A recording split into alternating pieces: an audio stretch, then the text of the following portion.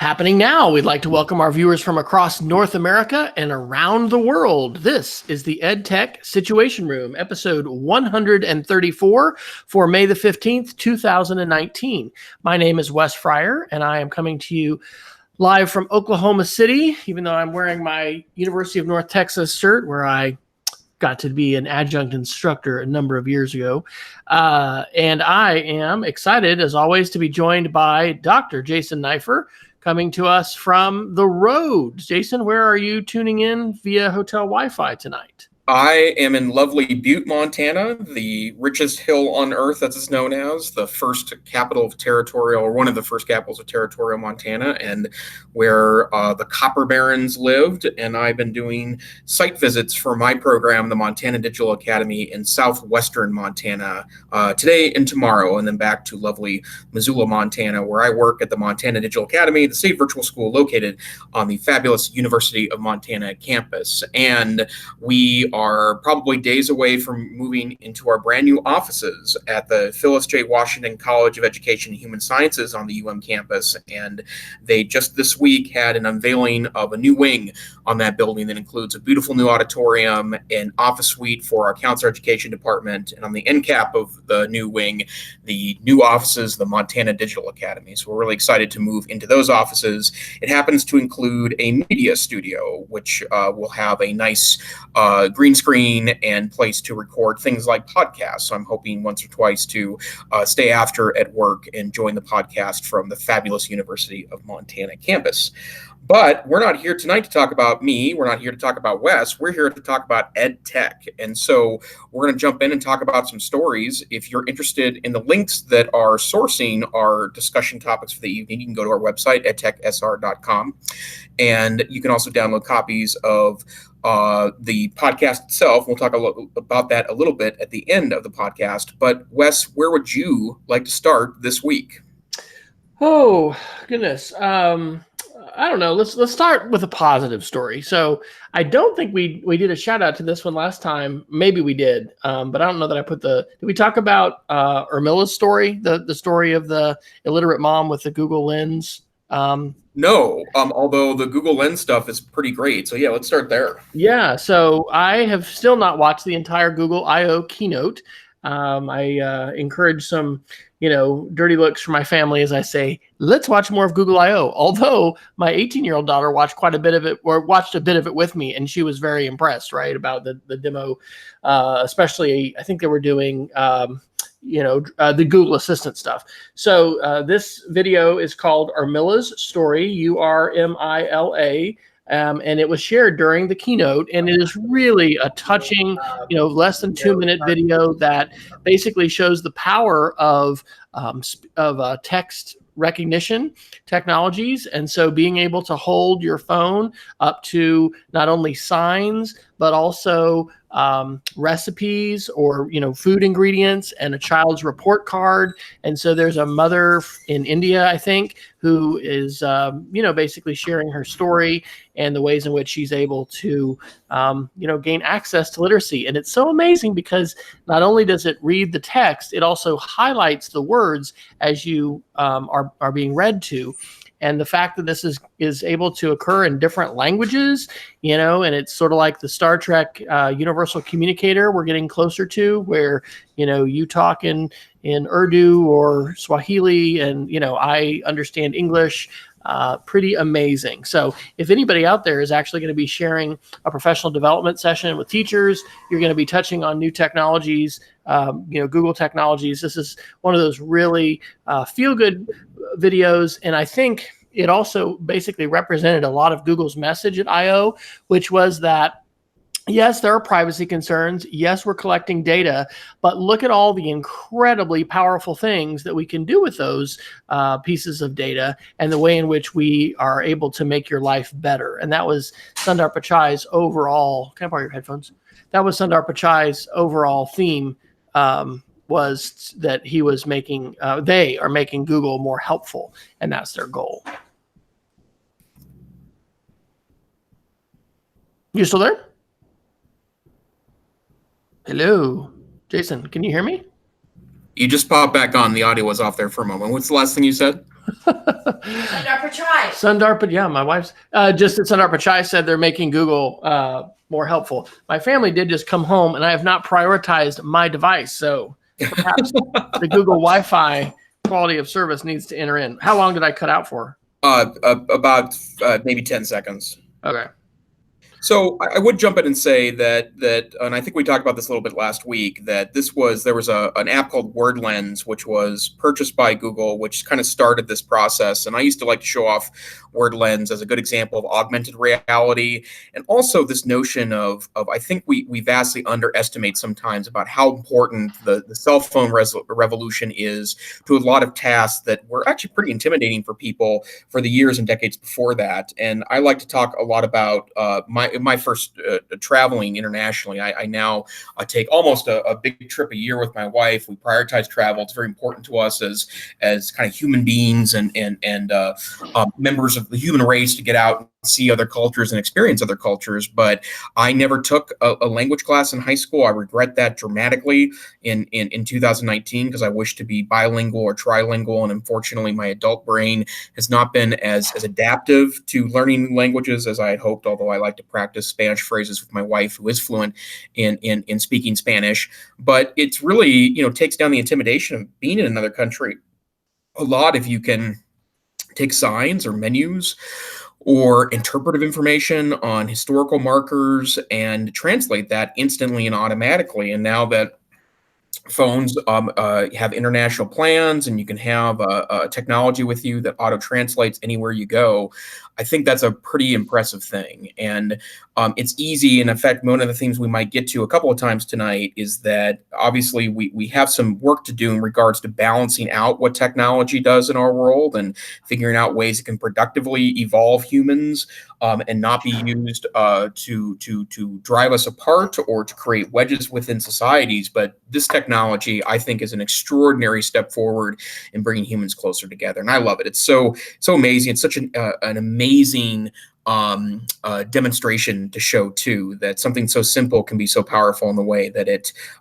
transforms things in the physical world for you right in front of your eyes. And one of my favorite metaphors when it comes to using technology is a bridge. I think that we have opportunities to act as bridges, working with teachers and working with students when it comes to technologies. And this specific technology, the Google Lens technology, is an example of that kind of a bridge too, where it's taking traditional literacy, traditional written text, but it's bringing it, via technology into audio space, and it's opening up doors that weren't there otherwise. So yeah, beautiful story, important technology. And, I think it's important for folks, and we've probably said this on the show before. I mean, I'm definitely not, and I don't think Jason is either, an advocate for technology in all cases and an advocate for technology's sake, right? We're not technophiles, but being able to use technology in powerful ways, especially in transformative ways, is incredibly exciting and it's very empowering.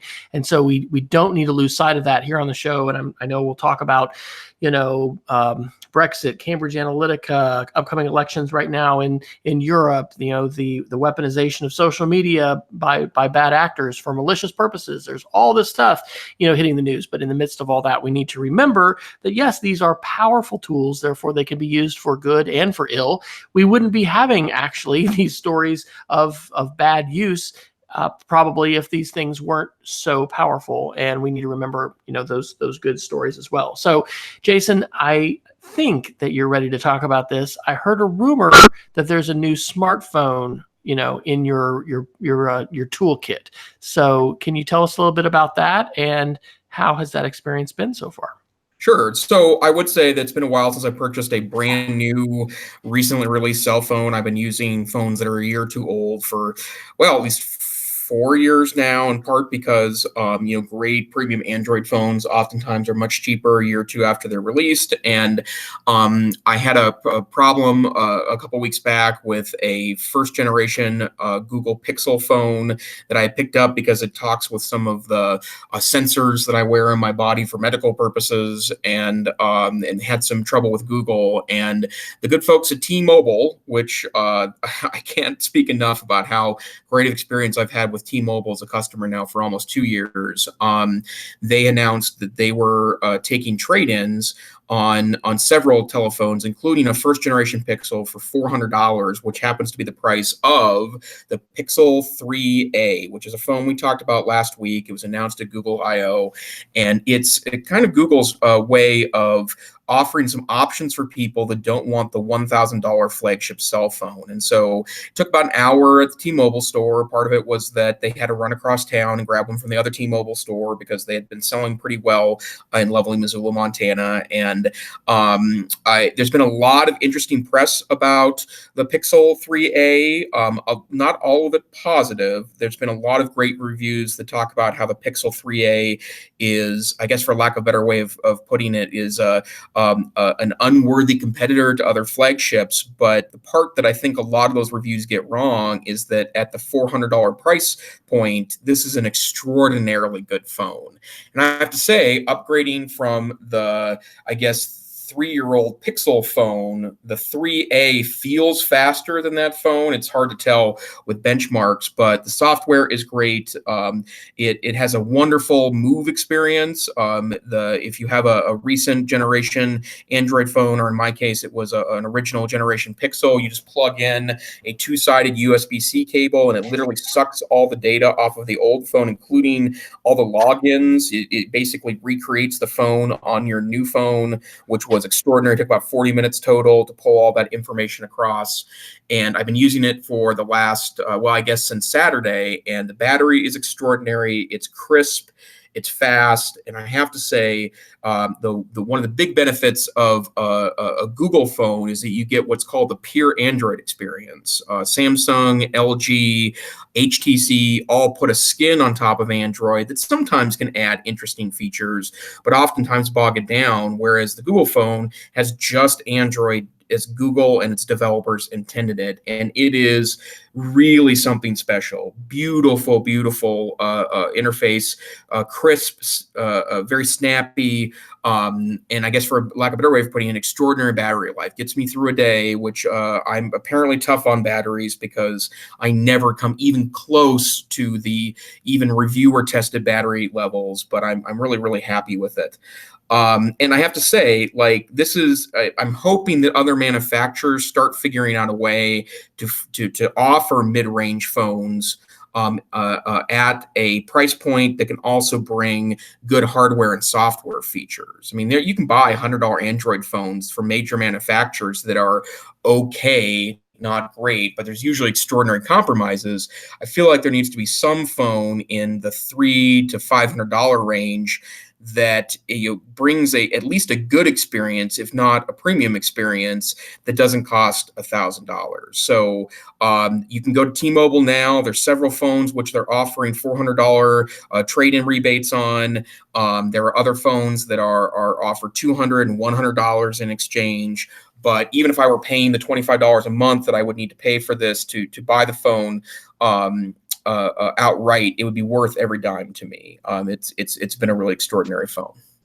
Well, I have to tell you, I'm tempted. So I'm packing the iPhone 7 Plus, and I would probably want to stay with the larger screen size, but I was also looking at those T-Mobile deals.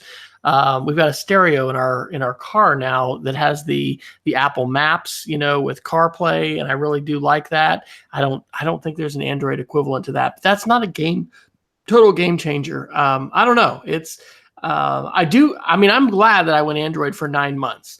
As we've talked about on the show, I was using essentially a burner phone, a very low-end phone. I absolutely applaud Google for all of the innovation that they're pushing into the marketplace, but especially this idea of having a pretty awesome phone at a mid-range price, right? I am not happy and have not been happy with Apple, pushing this $1,000 price point. And so, this, we have a family of 5, even though we've got, a couple 18 and over now. And so, the whole phone thing, anyway, we're just having debates about what we're going to do and at what point do we upgrade. And I definitely don't want to purchase for myself or anyone else, a freaking $1,000 flagship phone of any kind, right? And the good thing is you can delay a little bit, and it depends on how long you wait. If you wait a long time, wow, what an upgrade it is, for even technology that's not cutting edge. But, kudos to Google for being able to do this. And I think to put an educational lens on this, our students, just as we have the opportunity today, are increasingly bringing more and more capable supercomputers into the classroom. These devices are continuing to really merge with our brains. Ray Kurzweil, who talks about the singularity and AI surpassing human capabilities or whatever. One of the most prescient and I think insightful things he says is that the size of our neocortex, which is where we do our higher order thinking in our brains, is limited by the size of the human birth canal. So like there was a size limit there. When we're able to connect to the cloud, and I'm not talking about, in this case, a physical neurological link, but we're just able to expand the capacity of our brain because we're connected to computers, that just opens up so many possibilities. And so we are literally at the very beginning of this age in which everything changes, much in the same way as industrialization happened. It's hard to have that kind of a big picture perspective on things because we're living in the middle of it. But I think that Google is continuing to do fantastic work. I'm so thankful for them being very forthright about privacy and making a case, which I believe. I believed it before I/O, that the trade-offs are worth it, and that in giving up data and giving up information, there are so many ways that they are helping to make our lives better and allow us to do things. I mean, just recipes alone that I'm able to get, via Google and use on pretty much a weekly basis, Right. change the lives of our family as we eat. So anyway, really, really positive, and I'm definitely, I'm not. I don't know, man. I mean, I could think about making a switch myself, especially when you got that trade-in capability, right? Yeah. Having a decent phone that's going to have a decent trade-in value.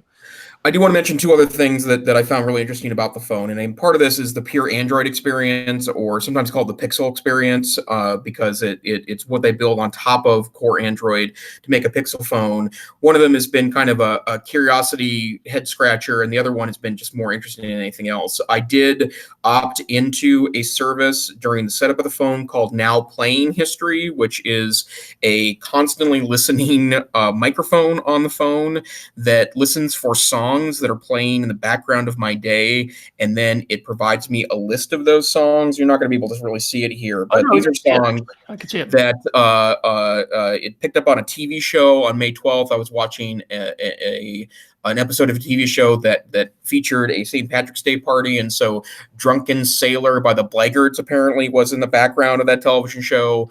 The other day at the supermarket, a Beatles song, a Rolling Stones song, and a Dusty Springfield song, those were captured. And then today I was at a coffee shop in Dillon, Montana, where some kind of coffee shop music, The Village by the Rabel, Gravity by Sarah, something or another, and T-Shirt by Birdie, these all sound like coffee shop songs, right, was just played in the background. This wasn't me asking for it. That is an interesting one. I can turn that off, right? My wife called that creepy, and I agree with her a little bit, but I can turn off that particular feature. But the other thing that's also interesting is that it has Android's new digital well-being structure, and it's a software that interestingly doesn't kind of jump out and say anything to you. I ran into the settings in when I was setting up the phone, but basically this allows you to create timers on individual apps. And what my kind of guilty pleasure app is Instagram. I spend a lot of time on there. I follow an extraordinarily wide variety of people for different reasons, but I set what I thought was probably a maximum amount of time on Instagram, which was 15 minutes, and I've hit that easily the last 3 days, which tells me maybe I need to back off the Instagram ever so slightly. But that's another interesting way. And you talk about West privacy, and also that Google's taking on some of the perhaps negative side effects that are very much unintended consequences of our digitally always on world. And I like this a lot. I think that the software that they're integrating into this platform is very interesting, and has well, certainly an empowerment component to it that can help you better use your phone. And yeah, I'm excited about it. And the other benefit of Pixel phones, for those of you that are unfamiliar with the concept, this will get guaranteed 2 major upgrades to the operating system. So right now, Android P or Android Pie is on this phone. This later this summer, Android Q, which hasn't been named yet, just known as Q. They usually name it after desserts. And one of the controversy is that you have to really dig deep in the alphabet to find a dessert that starts with Q. So we'll see where they go there.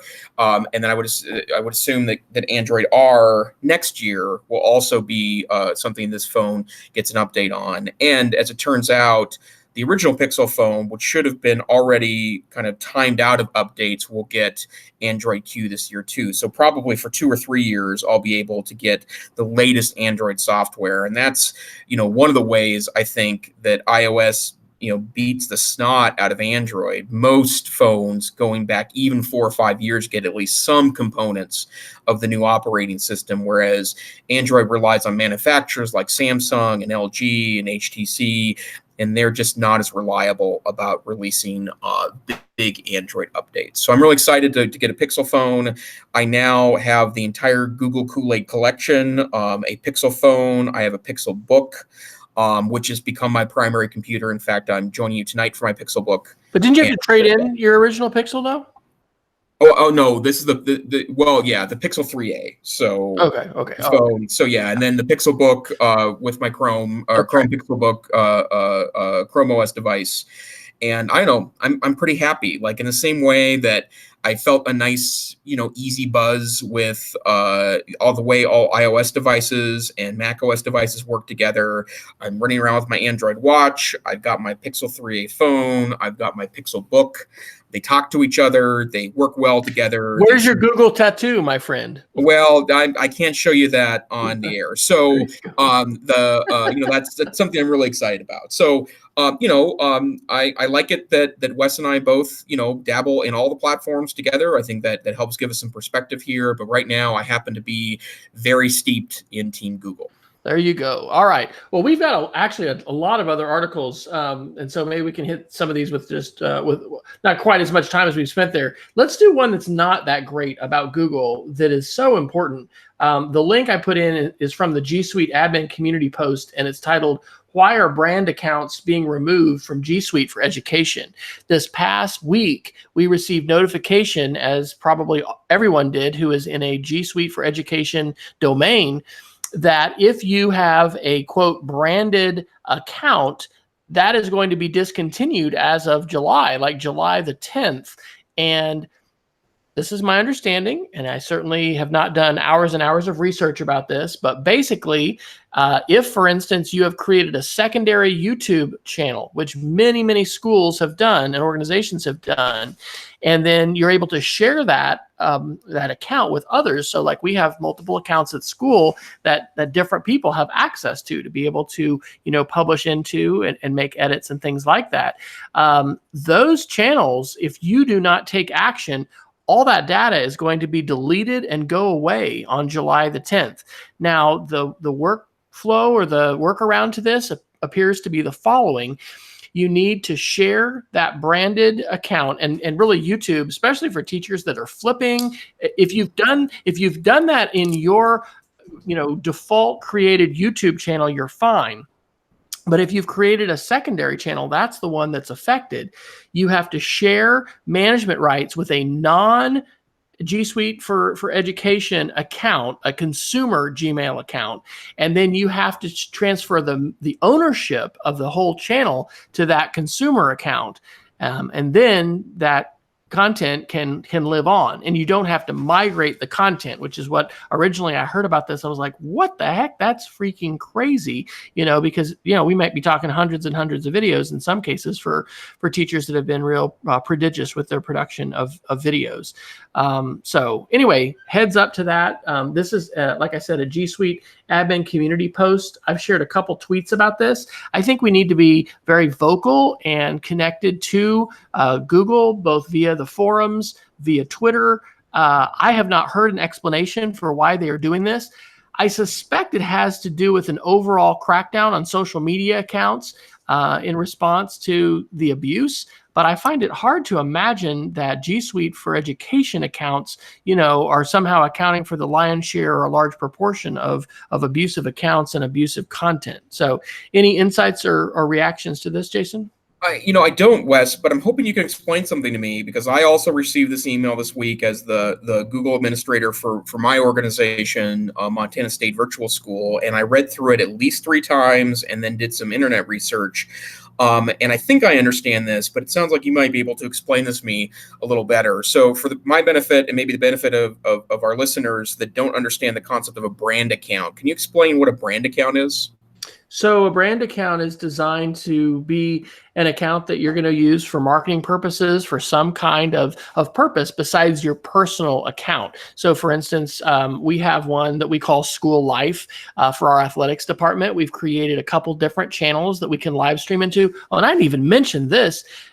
They changed the policy. So you have to have 1,000 subscribers. And this is something I understand perhaps a little more in terms of what happened in Christchurch, New Zealand with live streaming that was on Facebook of content. But basically, you have to have 1,000 subscribers to your account in order to live stream from a mobile device now with YouTube. Boom, no warning, just pop that one on everybody. So we were actually having conversations about, well, does that mean we tell every kid and parent and teacher at our school, hey, follow this account so we can live stream from it? Or, what's that? So anyway, the branded account, though, is separate. It's something that you title whatever you want to call it. And it's like a secondary channel. And so back in the day, and you still have, Google Plus accounts for G Suite accounts, but all the consumer Google Plus has gone away. You would have a Google Plus account because Google is wanting you to use that social network in terms of promoting stuff. And I'll drop a link into the show notes as well that talks about branded accounts. And there's actually a very helpful link on this Google support page. And when you're logged into your account, it will show you what branded channels are connected to your account. So those could be shared channels that somebody else has shared with you as a manager, or there's some different levels, like in the case of YouTube, or it could be something that you've just created as a secondary account. So that's my understanding of the branded account.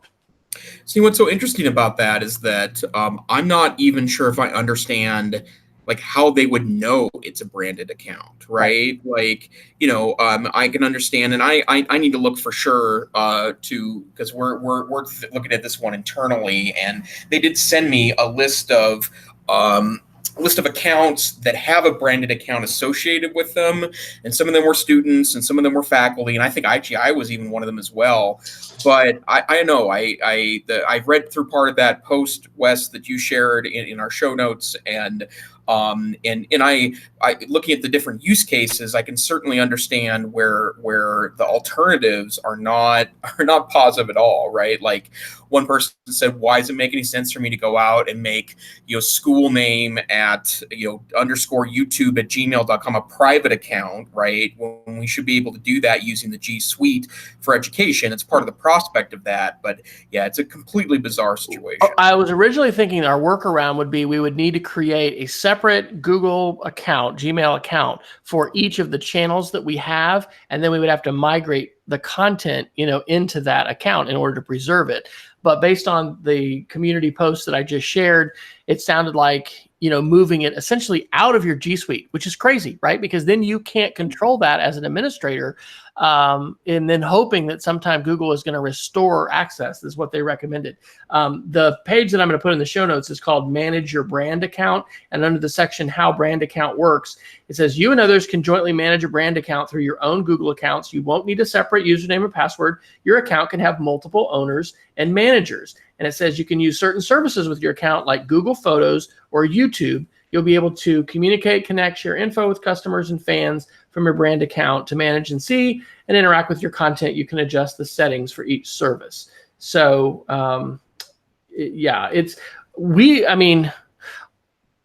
we've shared access. Like the EdTech SR is a branded account because we didn't create a Gmail account for that.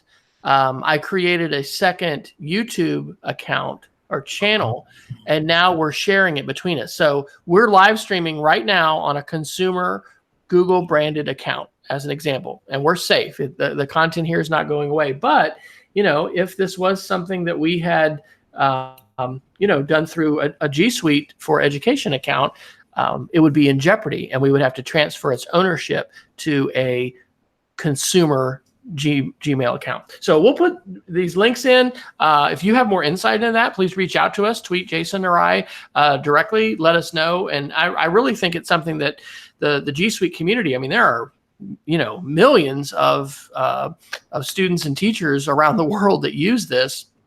And this is really something that I don't think there was any precursor to, or we really knew what was happening. But as a segue, let's talk a little bit about some social media tech correction articles, because it's likely that, I mean, Google doesn't do things rashly or without good reason. Sometimes it's because they're not monetizing something, or it's just failing, like Google Plus or Google Wave, or different things. But in this case, I don't know that it had necessarily anything to do with profits. I don't know what the motivation for this is. So that's part of the puzzle. And I would expect them to explain themselves. I have not seen a blog post or anything other than the email we received, that's really explaining the why of this. So one of an article I put under the tech correction title is from The Guardian on May the 5th. Inside Facebook's war room, the battle to protect EU elections. Oh, this is just stunning. Here's the statistic that really caught my eye, and this is the 7th paragraph of the article. Elections are coming up in Europe, okay? And so in Dublin, Facebook is setting up this war room. They've got folks that speak all 24 European Union languages. They're going to use, of course, AI and algorithms and humans to try and address this. Okay, check out this paragraph. The scale of the challenge facing Facebook as it tries to clear, quote, bad actors from the system is staggering. Richard Allen, the company's vice president for public policy, said the company took down 2.8 billion fake accounts. Between October 2017 and November 2018. So in a year's time, they had almost 3 billion fake accounts to take down. Now, these are accounts that are being created by automated systems. Some of them are human, but it's automated systems. And so the task of trying to take this on is absolutely, staggering and mind-blowing. And so I don't know if it was in this article or another one where there was a statistic about the number of videos. I think it's this one that were uploaded. No, that was about Christchurch. I don't think I dropped that link in yet. So the United States today, breaking news, just refused to sign maybe I didn't tweet it, a Christchurch, it's called the Christchurch Accord. Did you hear about this today? Briefly, yeah. Okay, so basically, right, we had, a month ago or something, the terrible incident in Christchurch, New Zealand, where someone, was shot and then also live streamed the shooting of many Muslims, and that was uploaded to Facebook Live. So here's an article I'll put in the show notes from the New York Magazine. White House refuses to sign accord to fight online extremism after Christchurch. And they said in one of these articles I read, they had only had about 200 people view that live. Yet, there were millions of copies of this thing uploaded within the 24 hours that followed it. I think this was maybe from the New York Times version. So it is staggering to think about the challenges that are being faced right now by our tech companies. And the Christchurch Accord, the reason the United States refused to sign it is because of free speech. But the reason that so many countries, England, France, I think Australia, New Zealand, and many tech companies are behind it, they're saying that Facebook and Google have not been, stepped up to their responsibility in creating these incredibly powerful platforms. They have not taken adequate steps to prevent them from being weaponized and from destroying democracy. And I mentioned on the show a couple weeks ago, the Carol Caldwaller TED Talk that she gave recently, where the CEOs of Facebook and Google and leadership was there, where she said, you broke democracy, and you must be held to account for it. So, thoughts, Dr. Neifer? Well, I mean, that billion number, or the billions number, is staggering. That's the number of fake accounts created, and one could also assume that they're having to get past what I'm assuming are pretty robust protections for automated creations of accounts, right? That if they're getting past the sign up to the point of which they're creating an account that can be deleted then by X, Y, and Z enforcers inside the social media houses, that's pretty extraordinary stuff. But the bottom line is that everyone agrees that social media had a significant impact on a variety of elections going back to 2015, and now that's a tool that appears to be so powerful.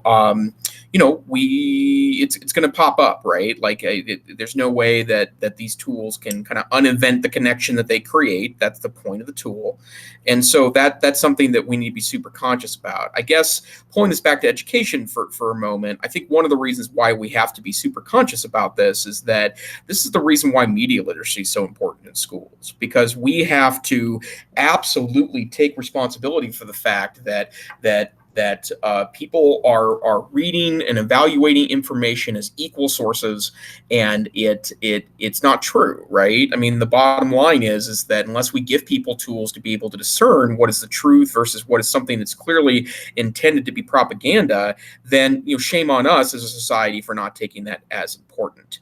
It reminds me of something that is pre-social media, but 25 years ago, there was a situation in the town I grew up in Montana, where it was actually the first of a long string of controversial bond elections, school bond elections, and school levy elections that were happening in Montana. And this happened in a lot of places in the United States. The Midwest was also a location that had a lot of issues like this, but the quote unquote mainstream media wasn't covering some of the controversial things schools were doing. So people took it upon themselves to take out advertisements in the Weekly Shopper newspaper, which was called the Consumer's Press in the town I grew up in. And people would talk about reading something in the paper about how wasteful schools were and how disingenuous the need stated by school administrators in my hometown. And bond issues started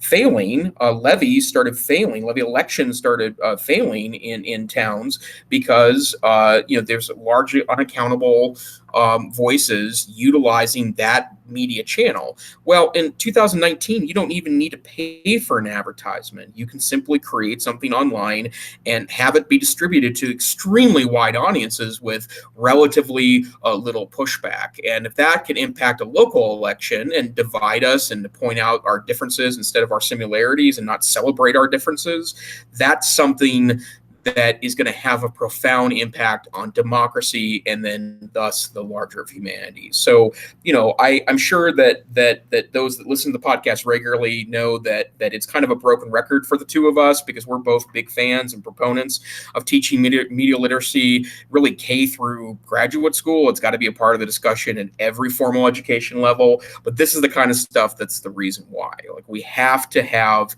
a more savvy amongst consumers, because there's just, even if we end up regulating social media, which is absolutely on the table, even if we regulate it, it doesn't mean that this problem is going to go away. And let's not forget, again, not a political podcast, but currently President Trump has been encouraging people that have been at the bad end of some of the internal regulations that have been booted off of social media platforms, YouTube, Facebook, and Twitter, to report that to the White House as being, that their rights have somehow been taken away by these private platforms. And again, a lot of interesting rabbit holes we could go down in regards to that, but that's regulation, folks. That's what regulation is going to look like. It's going to be tough.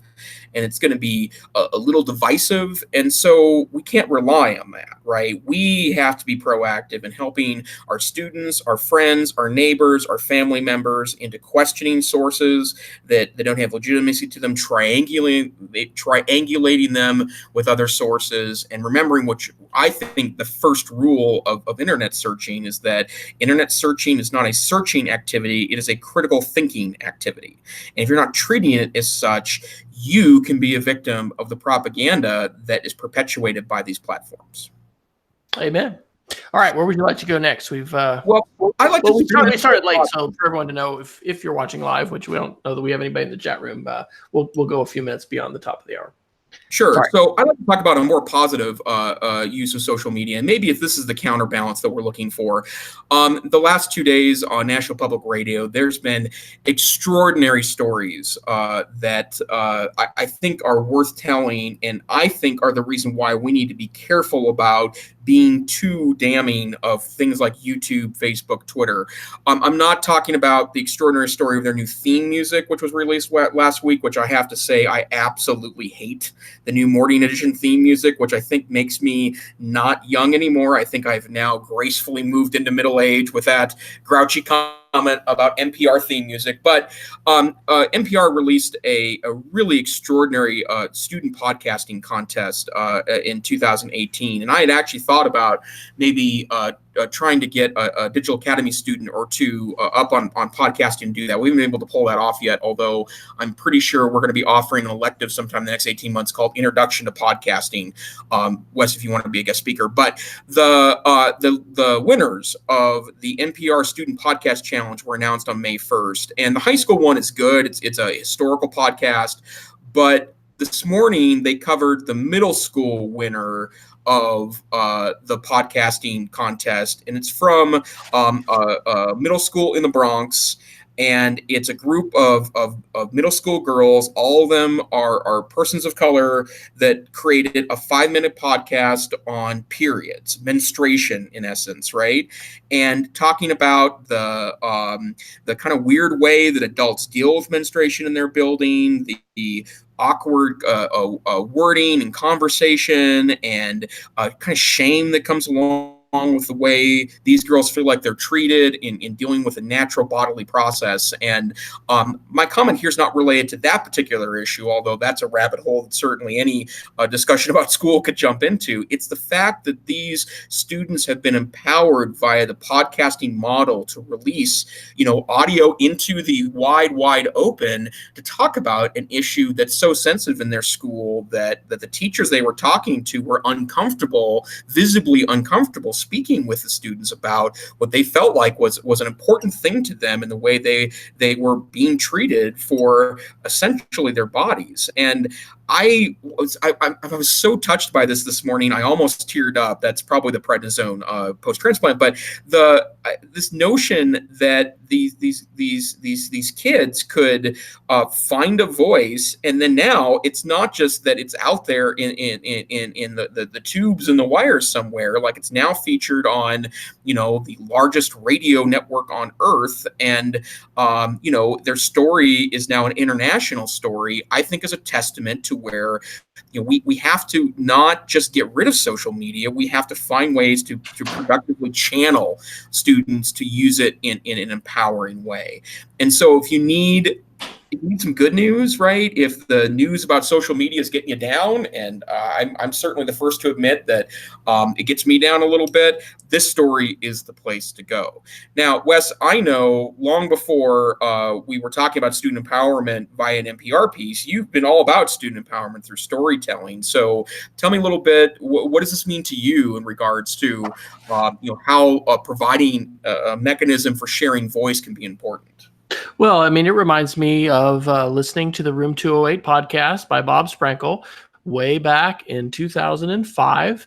That was featured in the New York Times. I learned about it through David Warlick, who was at the time presenting at EdTech conferences, writing books. I used some of his books for some undergraduate and graduate courses that I taught when I was in Lubbock, Texas. And anyway, the transformative power there It was absolutely about student voice, and it was about, students being able to share their passion, being able to connect with an audience, and then being able to use these tools in just very transformative ways, right? And I think we need to recognize that not everybody is on the empowerment train, okay, or the empowerment float.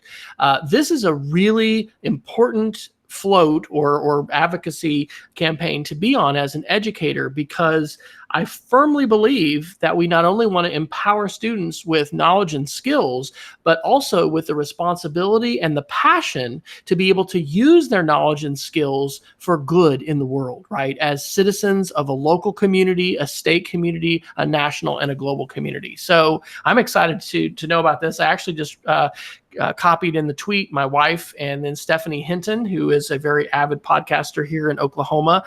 We had a great session at our latest EdCamp Oklahoma City, EdCamp OKC, at the end of February on podcasting. In fact, it was probably the best attended session that I went to. And actually, this isn't public yet, but I can announce it because it's going. We're gonna have Story Chasers as kind of the coup de grace, probably event of the organization's life, because I think it's going to be coming to an end. We're going to have a podcasting conference at the end of July. That's not only going to be open to educators, but it's going to be open to anyone. And we are at the cusp of really the era of podcasting. It's just beginning. We just heard Sundar Pichai at Google I/O last week talk about how the text of each podcast is now going to be indexed by Google. So it's not just going to be the title and the meta information that you choose to share or the podcasters choose to share. It's phenomenally exciting. So I appreciate you sharing this, Jason. And, my wife has had a classroom podcast. It's one of those things that sometimes ebbs and flows as far as what there's time for and kind of, what she spends time in. But I guess I can share this now. Our head of school sent the email this week. I'm going to be shifting roles this next year and have an opportunity to really focus on academic technology at our school. So I'm really going to be basically a media literacy and digital literacy teacher for both of our 5th and 6th grade students. I'll get to teach a trimester for every student at our school, and that's going to be a phenomenally wonderful opportunity, I think, to lay the foundation for a lot of not only skills, but also hopefully dispositions and ways of thinking about technology. And then I'm also going to be a pedagogic coach. I like that term. My official title, I think, is innovation and technology integration specialist. But anyway, that's going to be exciting. And as we think about the kinds of media products that we invite students to create and the things that we want to have in their menu of ways they can show what they know, podcasting is a fantastic tool to put in that toolkit. So thank you for sharing that. Yep, absolutely. And again, it's important that we don't drown out the real impacts that social media has. We don't drown out the good news it can bring to our kiddos as well. So let's do a little more good news on the security front. I'll toss in a couple here. So this is from The Verge today. Our FCC chair, Ajit Pai, proposes new rule that would allow carriers to block robocalls. We've talked about robocalls on the show before. They're at epic levels. It's crazy. It's almost rendered my phone and perhaps yours almost useless for phone calls that come in from folks that are not in your contact book. And so I think this is good. Lawmakers and those, in some of our federal agencies like the FCC are actually, listening to the people. Although who had the campaign of calling him? Oliver, right? Oliver. Yeah. So maybe he just got tired of his fans, calling in. So that was from The Verge on May 15th. Another telecom related article. This is breaking news from about an hour ago. What instead of saying his name, is he the 37th president? What's our chief executive? I was hearing some people. I'll have to Google this really quick. Because we have to remember, right? Everything we say can and will be transcribed by Google. 45th. Okay, so he's the 45th. Okay, so we'll just say President 45 declares national emergency over telecom threats. And this is from The Guardian today. This is extremely interesting, right? And these are things that we're not probably talking about in school, but Yep. our security folks here in the United States, Homeland Security, military, have been warning about the Chinese company Huawei. We've talked on the show about how their CFO was arrested in Canada, facing extradition to the United States for breaking, I think, import prohibitions. What am I trying to think of? The word that means you can't import stuff into Iran. So this is positioning the United States. Basically, there's some laws that allow the president to create enforcement mechanisms when there's a national security risk. And so he signed this executive order and then ordered the Commerce Department within, X 100 days or something to go ahead and have this plan, because the 5G rollout is happening globally. And the public fear, which has been shared, is that the Chinese government, through this company, which has, was founded by a leader in the Chinese military and has very close ties to the Chinese government, if these Chinese technology devices are placed all over the United States and the world for 5G networks, then they're going to be able to flip a switch and basically suck all the data in and use that as part of the surveillance state of the Chinese government.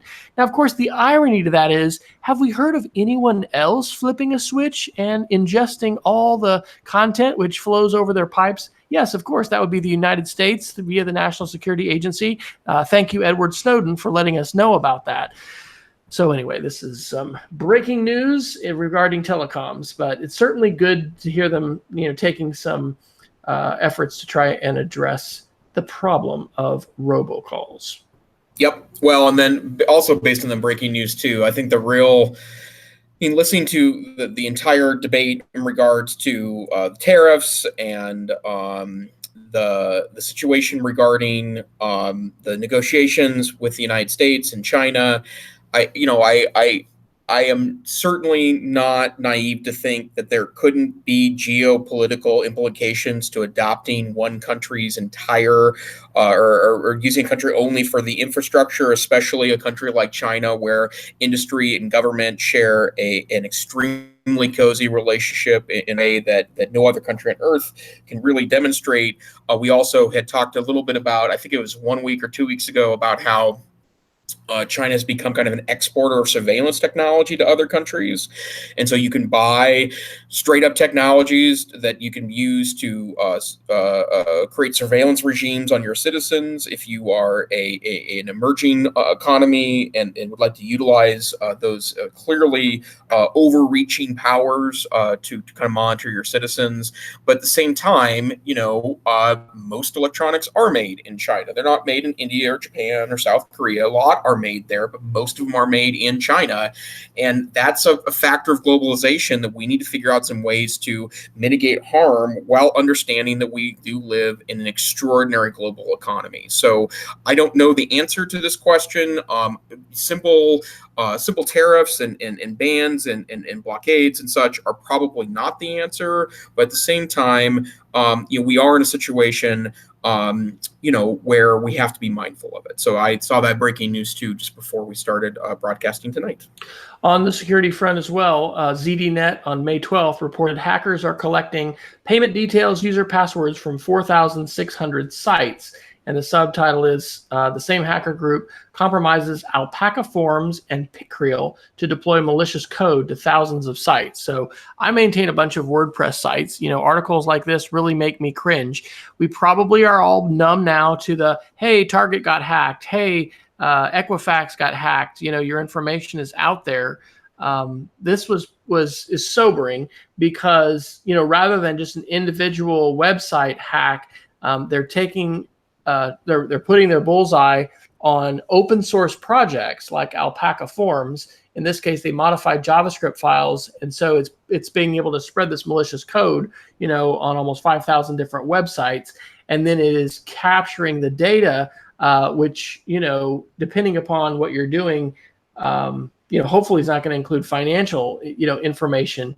But man, this is the world we're living in, right? We're living in the world of constant battle now on the digital front for our information and also for our minds, and for our attention. Various reasons for that.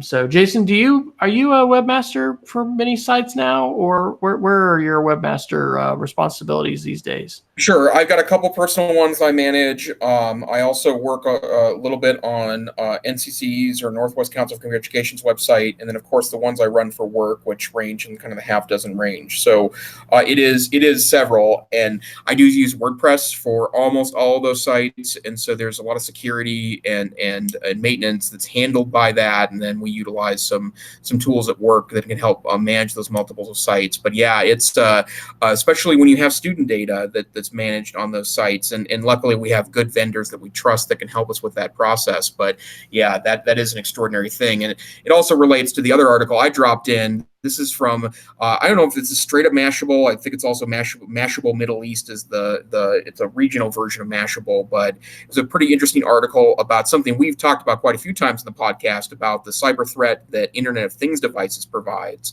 In the same way, poorly locked down websites you can be a real risk for taking personal data. The same is true of poorly secured Internet of Things devices that are on your network.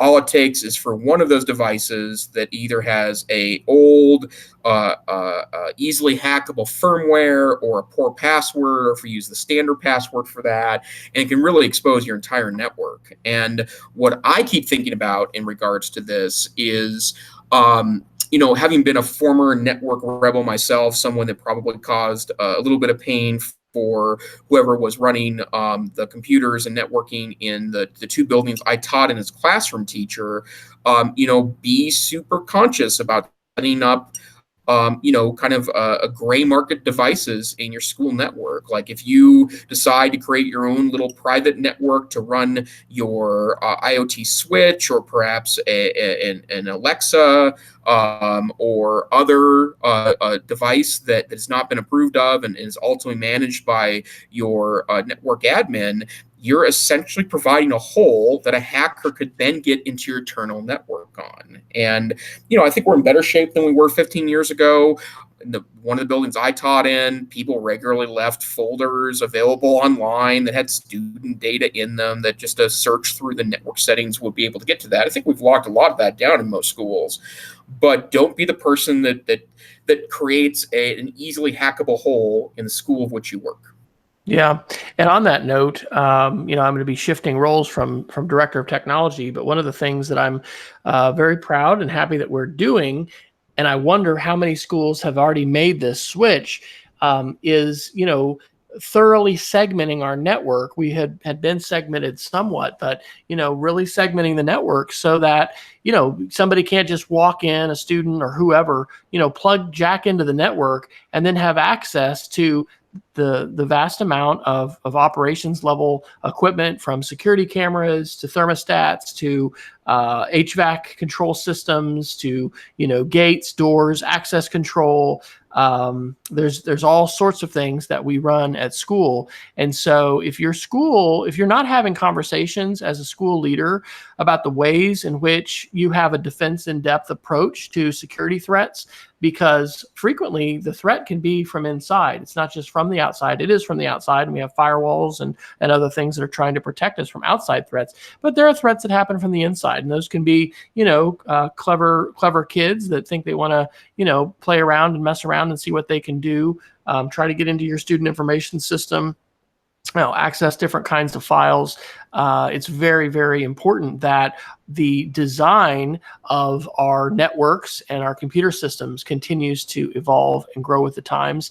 And I've enjoyed being able to learn a lot about that as a technology director. I will not lie to you. I am also very excited to pass the torch of responsibility for all of that to someone else, because it is quite a burden to think about, all the things that we're responsible for and the ways in which we're trying to protect this very complex network, which is more and more, a cornerstone of our day, no matter what kind of hat we wear at the school. So anyway, that is an eye-opener. And as much as I would like, I'd love to I will have the Google Assistant in my classroom, right? Because I'll have my phone, whether it's my iPhone with my iOS version of it, or I make the jump to the Pixel 3a Plus or whatever. But yeah, we want to be careful and wary, and certainly be coordinating with our friends in the technology department when we're going to be plugging something in and making sure that we're not going to either put our network at risk or, possibly wreak some kind of havoc on the network, which can happen from time to time when people even plug in, a shorted out Ethernet cord. I mean, it's crazy how, man, this is scary, how easy it is to wreak havoc on a network, particularly one that's not segmented well, with, basic kinds of things like Ethernet cables. And there's all sorts of little toys. I went to a cybersecurity day that was sponsored by the Cozen affiliate here in Oklahoma City a couple of weeks ago. And the security officer from the University of Tulsa presented both in the morning and the afternoon. And he had a bag of tricks, man, that just totally blew your mind. In fact, Saturday morning, my wife and I were at our favorite little Metro diner, and the guy was like, "I'll just be right back when I run this card." And I said, "No, you just need to run that right here, because it's about $20 or $30 on Amazon to buy a skimmer, and you can just put all the cards you want through it." And there have been plenty of cases of folks at restaurants. That's what they're paid to do. They just take the credit cards and they skim them, and they're paid a fee, and all those cards may or may not be used immediately. But that was a shocker for me. And that's, just one example where my behavior has changed as a result of my growing awareness about how people can exploit the digital devices, numbers, and tools that we have at our disposal. Yep, absolutely true. All right. Now, you don't have a Geek of the Week, sir. Do you need to hunt for one? I was going to say, we just hit the hour, didn't we? I remember I was going to do that. Well, let me talk about yours. I will. Well, let me do one more article, and then we'll do some Geeks of the Week. Let's see. This San Francisco one is important. So the Business Insider reports today, as the headline, San Francisco becomes... well, that's a poor title.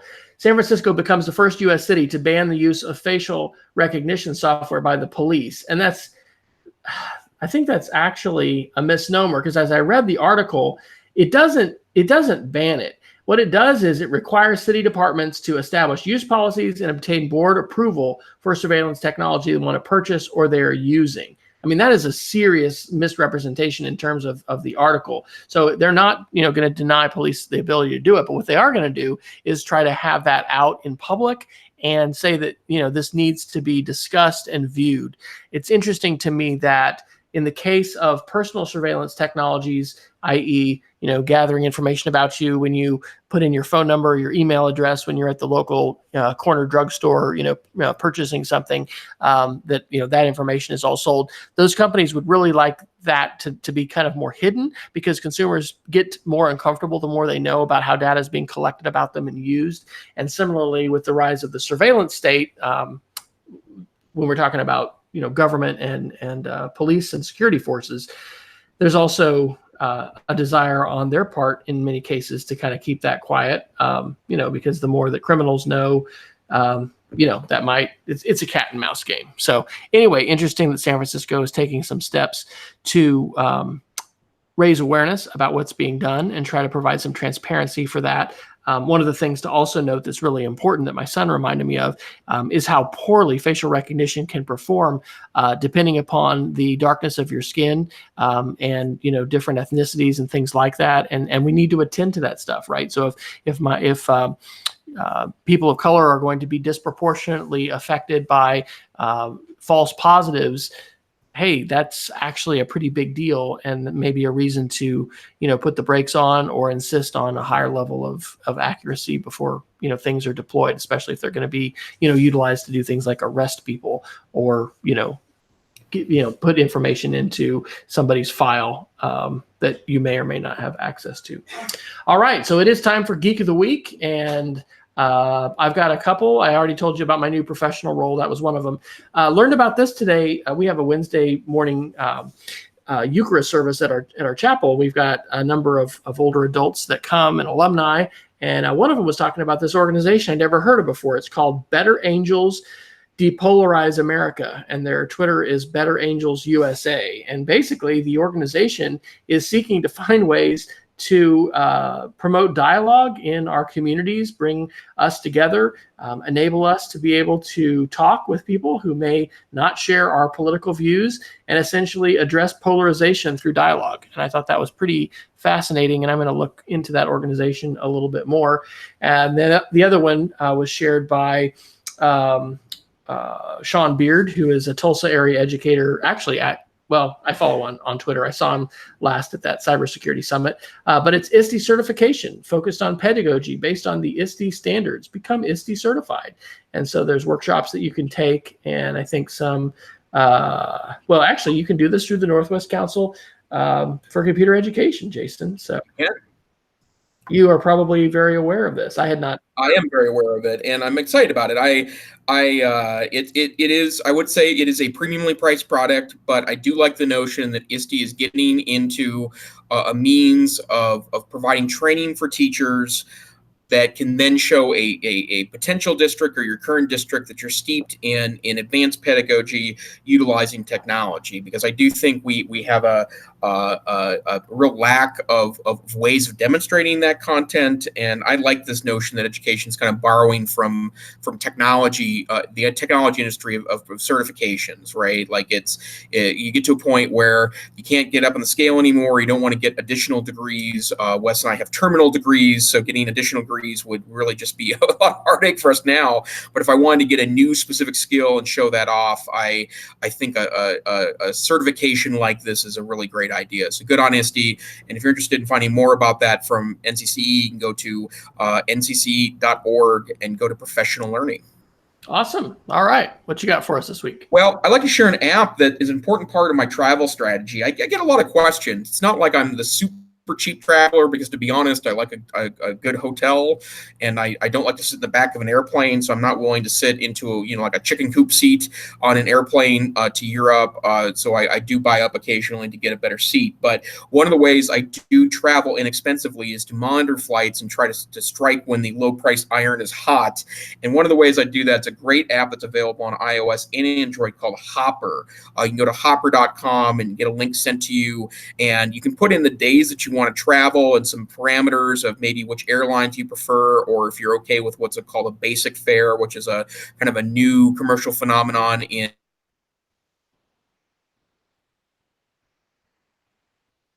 flight, and then oftentimes tell you that it's at a low price right now that based on our monitoring of this flight will not get lower, or the price is high right now and you should wait because it will likely become lower at some point. And so as an example of this, we had intended on maybe going to Sweden for a week in early June. Our work schedules don't allow for it, but starting in January, we had been monitoring that flight, and at one point that flight is now $1,400. I just looked on Hopper to see that. At one point, we had spotted a flight for $720 that would have been a pretty decent flight. And in fact, we could have spent just a little bit more to end up in premium economy seats for that flight. So if you're interested in bargain traveling, maybe playing the kind of airline price dice a little bit, hopper.com to get that on iOS or Android. Awesome. Well, we want to thank everybody for tuning in. Please let us know if you listen to the show. All of our show notes are available at edtechsr.com/links. And we are generally here on Wednesday nights at 9 p.m. Central Time, 8 p.m. Mountain. And we were a little delayed tonight. Periodically, we will have to make a change. And we always do notifications on our Twitter channel, which is EdTechSR. So we appreciate the time, encourage you to stay savvy and stay safe. And remember that you may be the best security advisor that someone in your life is going to have to try and stay safe, protect their personal information, their data.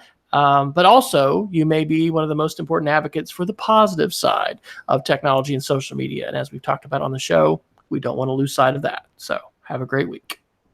Thank you.